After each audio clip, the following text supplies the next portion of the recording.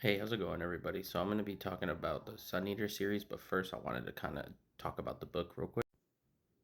So I have the Broken Binding edition, and as you can see, there's some familiar scenes to everybody.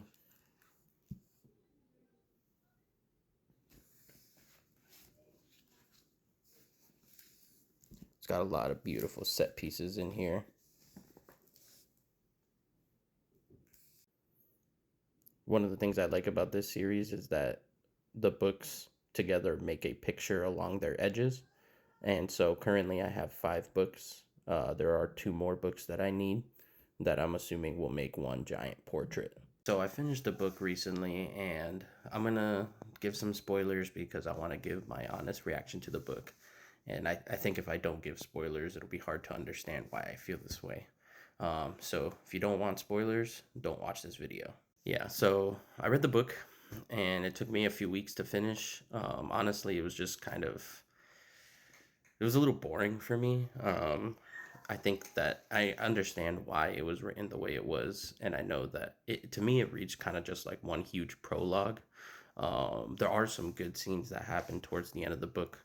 I don't think it makes up for the rest of the book, which I understand. Again, I understand why Christopher Rocchio did what he did, and I do like the character of Hadrian. One of the things I really like about him is that he's very real, and the way that he reacts to things, it's not sugar coated. There's a lot of intention and a lot of upbringing in how things occur to him, and he even explains it himself in realizing he reacted this way because of this or something like that. And so I think that it makes sense. We need to understand how he became the person that he will be at the end of the 7th book through the first book. And so the story is told in chronological order. We know I killed billions of people and I destroyed a star. Okay, how did I get to that point? And I get it.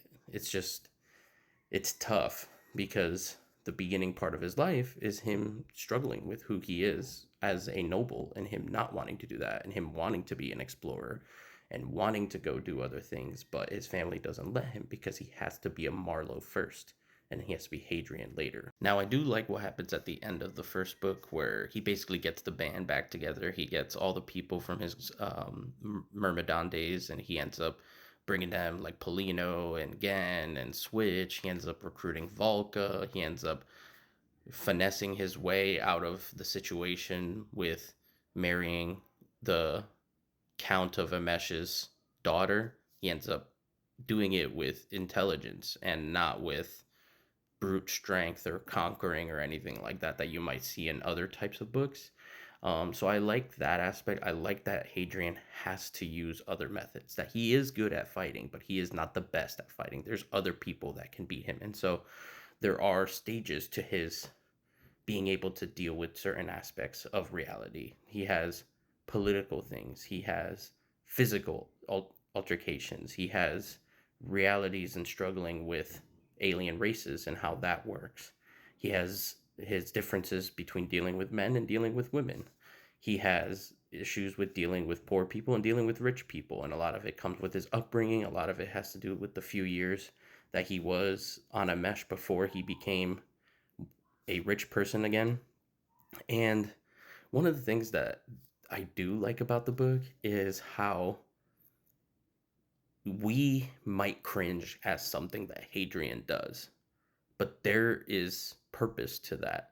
It is things like his interactions when he goes from being rich to poor to rich again, where you see, he will explain, oh, I had this reaction, or oh, my uh, years of being on the streets and being beaten has really affected me in this way. And so there's things like that that I enjoy because it kind of brings a sense of realness to the character. Characters aren't what they are in just these high and mighty books where the person is like unbelievably powerful and unbelievably noble and will always do the right thing no matter what. Well, a lot of times Hadrian is just he's just a person. He does some bad things, he does some good things. There's reasons for doing each of those things. And you can see the struggle going on in his mind as he's rewriting this, 1,000 years after the events occurred. And so I like that aspect. And I think that the way Christopher Rocchio writes Hadrian Marlowe is fantastic.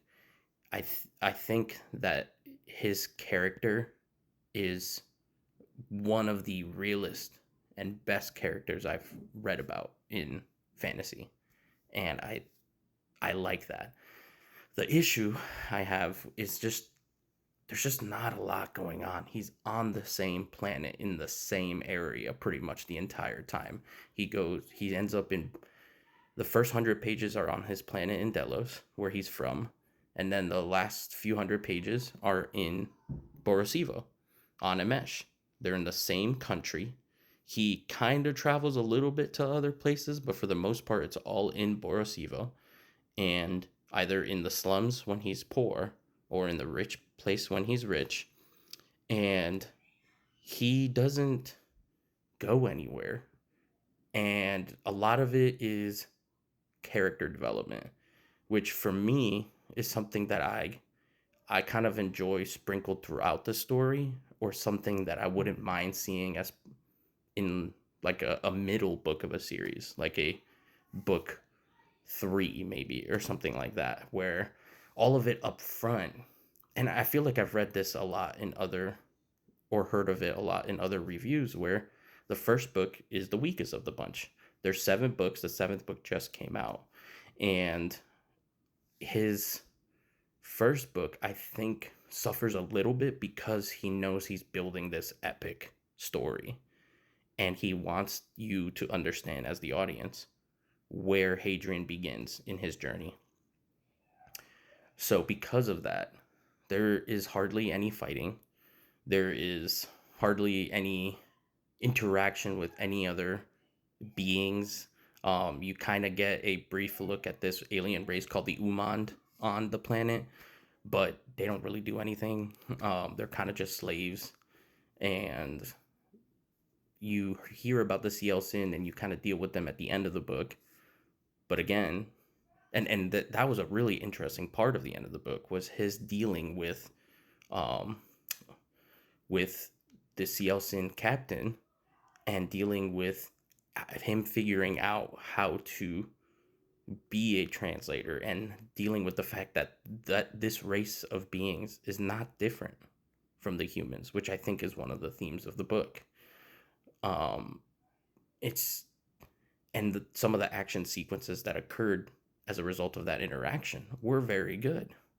I think it's just tough when you're dealing with a lot of the political aspect of the story that is thrown at you all at front, as opposed to like a mixture of different things occurring throughout the story. And that's really why I think it suffers a little bit. I would honestly give it a 3.8 out of 5 stars. I think I am going to continue reading it because I hear that book 2 and book 3 are the best of the 7 books. Um, and I hear that the story ended really well, but I just can't. I just personally can't give it higher rating than that, because I read it more so because I know it gets good later, not because I was like thoroughly enjoying it.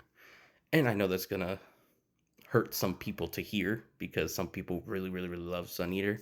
I feel like it's unanimous that the first book is um not the best. That it's not terrible by any means. The prose is very good. Hadrian is very good as a character. Um, the fleshing out of some of the universes is very interesting. But yeah, I think just lack of action, or and this could just be me, but lack of anything.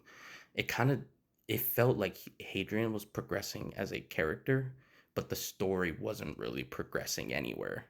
So, anyways, that's my thoughts. I will be reading the second book soon. I'm gonna read another book in the meantime. But yeah, thanks.